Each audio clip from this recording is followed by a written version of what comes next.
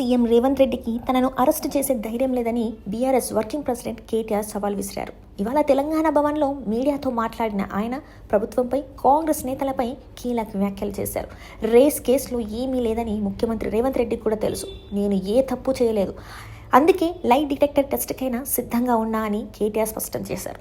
Party మారిన ఎమ్మెల్యేల వ్యవహారంపై కేటీఆర్ ఆసక్తికర వ్యాఖ్యలు చేశారు. కడియం శ్రీహరిని కాపాడేందుకే దానం నాగేందర్తో రాజీనామా చేయించే ప్రయత్నం చేస్తున్నారని ఆయన ఆరోపించారు. ఒకవేళ స్పీకర్ పార్టీ మారిన ఎమ్మెల్యేలపై అనర్హత వేటు వేస్తే ప్రభుత్వం పరువు పోతుందని, ఆ ముప్పు నుంచి తప్పించుకోవడానికే కాంగ్రెస్ ఈ రాజీనామా డ్రామాకు తెరలేపిందని విమర్శించారు.